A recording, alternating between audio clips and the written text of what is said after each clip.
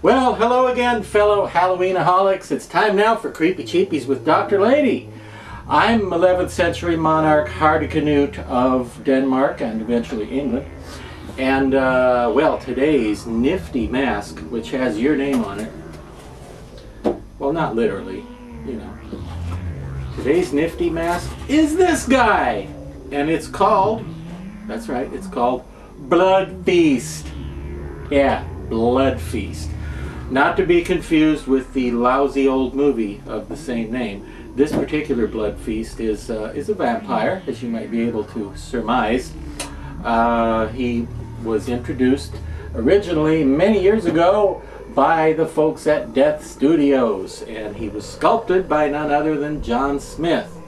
Now the Trick or Treat website did say Jeff Death of Death Studios sculpted it, but really the sculptor was John Smith. Hopefully they will have corrected that. They will have caught that error and fixed it by the time you watch this exciting video. But Blood Feast here, sculpted by John Smith a long time ago. This particular version, why did I mention Trick or Treat Studios? Well, I'm glad you asked. This is a Trick or Treat Studios version. Now this particular edition came out in time for Halloween of 2014. Okay, and it looks like this. That is one cool face, I think. Just the character in it, the personality, the angry look to it. All those things are really good. As you can see, it's a nice full head. It does have a slit up the back, but well, hopefully when you wear it, people will be running away from you, so they won't be looking at what you look like from the back, you know. And he's got great eyes. I don't know how well those show up for you, but the eyes are really cool in this thing. This very spooky, very scary sort of red eyeballs with yellow-green centers.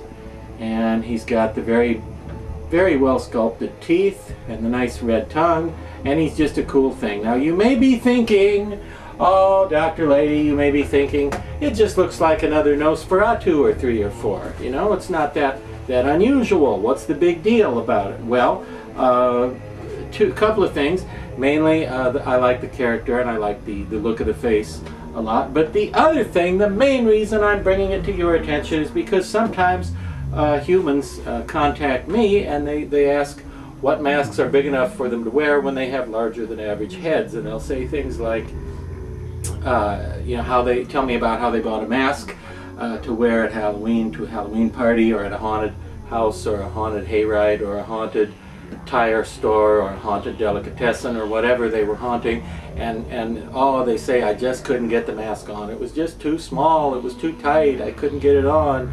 So sometimes people will ask me, what's a nice big one you can recommend to somebody with a bigger head?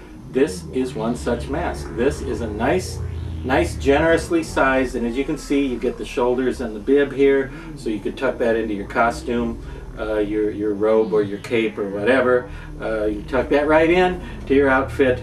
And where do you see out of? Because I mentioned those eyes. You don't see out of the cool looking eyes. You see out of the little slits above the eyes in that recessed deep area between the brow and the upper eyelid. That's where you actually see out of. And when somebody wears it, it looks all creepy because, see, they can't see. The humans who are looking at the vampire here can't see the wearer's eyes. They only see these very intense, burning eyes that look sort of like the eyes of Barlow in Salem's Lot, and sort of like the eyes of Linda Blair when she's possessed in The Exorcist. And as you can see, he's got a really shiny mouth area here. I'm kind of surprised they don't do this one with blood dripping down there, since he's obviously an enraged vampire called Blood Feast. But hey, you can add that if you want to, right? You could add your own blood. Well, not your own blood. Your own artificial blood, which you purchased. Yeah, that's what you could add. And, alright, add your own blood. I see if I care. I just don't think it's a good idea to add your own blood. You need as much as you've got, probably, but again, beautifully sculpted and available for anywhere from 45 to 55 is what I've seen this go for.